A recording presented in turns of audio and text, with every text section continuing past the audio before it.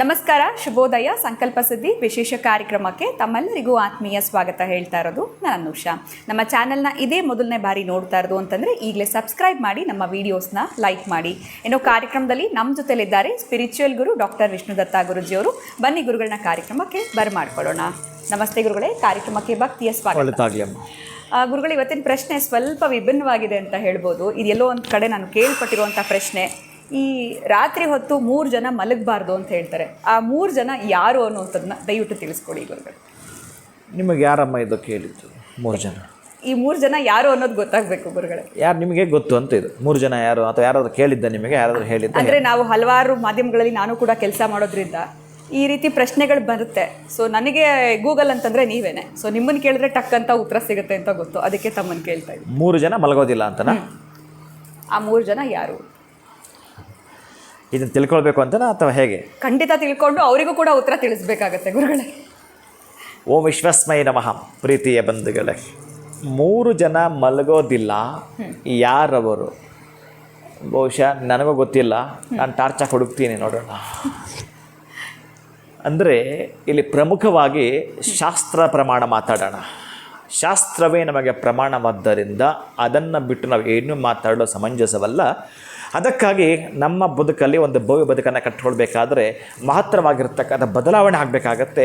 ಕೆಲವೊಂದು ತಾಂತ್ರಿಕ ಪದ್ಧತಿ, ಕೆಲವೊಂದು ಮಾಂತ್ರಿಕ ಪದ್ಧತಿ, ಕೆಲವೊಂದು ಯಾಂತ್ರಿಕ ಪದ್ಧತಿ, ಯಂತ್ರ, ತಂತ್ರ, ಮಂತ್ರ.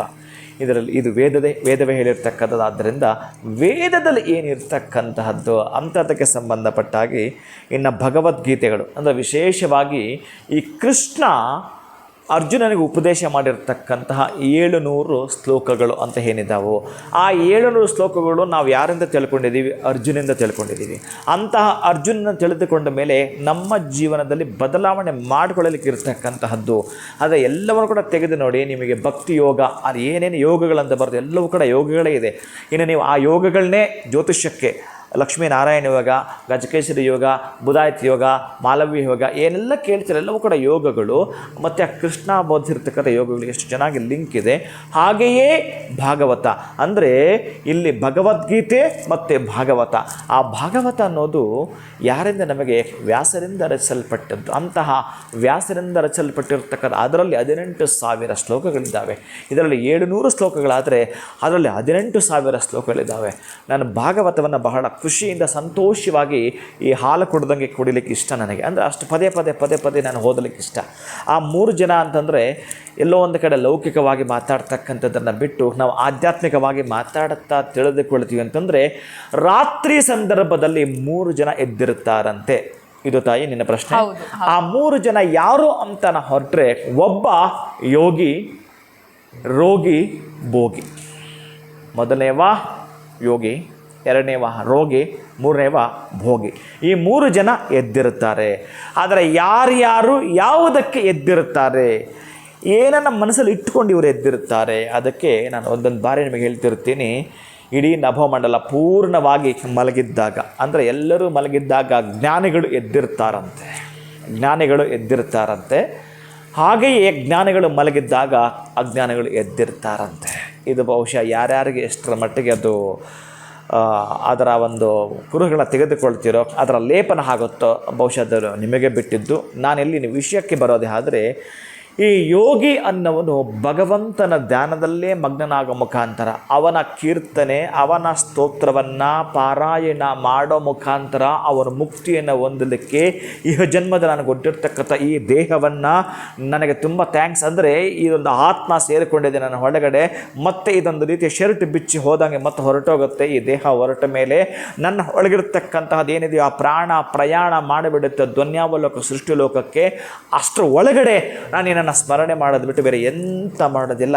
ಅದಕ್ಕಾಗಿ ನಿನಗೆ ಥ್ಯಾಂಕ್ಸ್ ಹೇಳಲಿಕ್ಕೇನೆ ಈ ಜನ್ಮ ನಾನು ಕೊಟ್ಟಿದ್ದೆ. ಯಾಕಂತಂದರೆ ಈ 84 ಲಕ್ಷ ಜೀವರಾಶಿ ಅತ್ಯಂತ ಪ್ರಧಾನವಾಗಿರತಕ್ಕಂಥ ಪಾತ್ರ ವಹಿಸುವಂಥದ್ದು ಈ ಮಾನವ ಜನ್ಮ.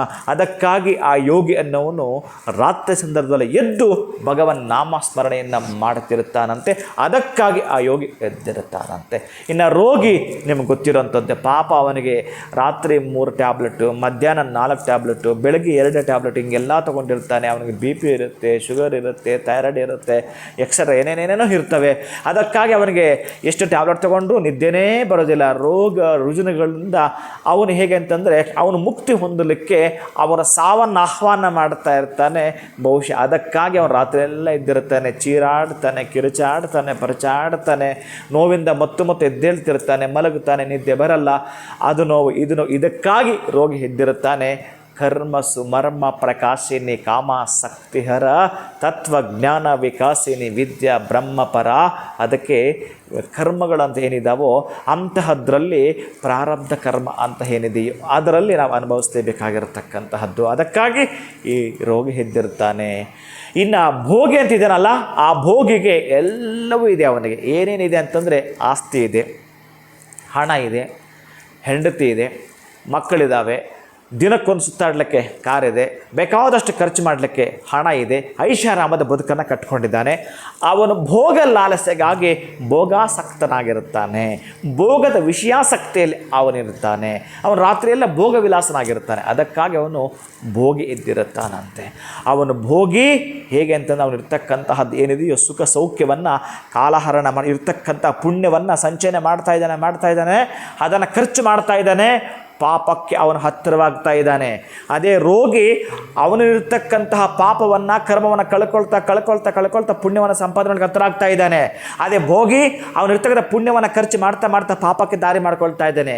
ಈ ಯೋಗಿ ಇದನ್ನಲ್ಲ, ಎರಡೂ ಅಲ್ಲ, ಇವೆರಡನ್ನು ಮೀರಿರ್ತಕ್ಕಂಥ ತುರ್ಯಾವಸ್ಥೆ ತಲುಪಲಿಕ್ಕೆ ಅವ ಎದ್ದಿರ್ತಾನೆ. ಅದಕ್ಕಾಗಿಯೇ ಯೋಗಿ, ರೋಗಿ, ಭೋಗಿ 3 ಜನ ಎದ್ದಿರ್ತಾರೆ. ಖಂಡಿತ ಗುರುಗಳ, ಈ ವಿಚಾರ ಅಂತೂ ನನಗೆ ಗೊತ್ತಿರಲಿಲ್ಲ. ಈಗ ನಾನು ಇದರಲ್ಲಿ ಪರ್ಫೆಕ್ಟ್ ಆದೆ ನಿಮ್ಮಿಂದ ತಿಳ್ಕೊಂಡ್ಮೇಲೆ ಅಂತ ಹೇಳ್ಬೋದು. ಸೊ ಯೋಗಿ, ರೋಗಿ, ಭೋಗಿ 3 ಜನ ರಾತ್ರಿ ಹೊತ್ತು ನಿದ್ದೆ ಮಾಡಲ್ಲ ಅಂತ ತಿಳಿಸ್ಕೊಟ್ಟಿದ್ದೀರಾ. ಉತ್ತಮವಾಗಿರುವಂಥ ವಿಚಾರ. ಬಹಳ ಧನ್ಯವಾದಗಳು ತಮಗೆ. ನಮಸ್ಕಾರ. ಹರೇ ಶ್ರೀನಿವಾಸ. ಸೊ ಎಂಥದ್ದೇ ಪ್ರಶ್ನೆ ಇರಲಿ, ಇಂಥದ್ದೇ ಡೌಟ್ ಇರಲಿ, ಗುರುಗಳನ್ನ ಒಂದು ಸರಿ ಕೇಳಿಬಿಟ್ವಿ ಅಂತಂದರೆ ಹೇಳ್ಬಿಡ್ತಾರೆ ಉತ್ತರ ಅಂತ ಹೇಳ್ಬೋದು. ಸೊ ಕಮೆಂಟ್ಸ್ ಮುಖಾಂತರ ಕೂಡ ತಾವು ಏನಾದರೂ ಪ್ರಶ್ನೆಗಳನ್ನ ಕೇಳಬೇಕು ಅಂತಿತ್ತು ಅಂತಂದರೆ ಖಂಡಿತವಾಗ್ಲೂ ಕಳಿಸ್ಕೊಡಿ. ನಿಮ್ಮ ಒಂದು ಪ್ರಶ್ನೆಗಳು ಕೂಡ ಗುರುಗಳು ಉತ್ತರವನ್ನು ನೀಡ್ತಾರೆ ಅಂತ ಹೇಳ್ತಾ ಇವತ್ತಿನ ವಿಡಿಯೋನ ಮುಗಿಸುವಂತಹ ಸಮಯ ಆಗಿದೆ. ನಮಸ್ಕಾರ.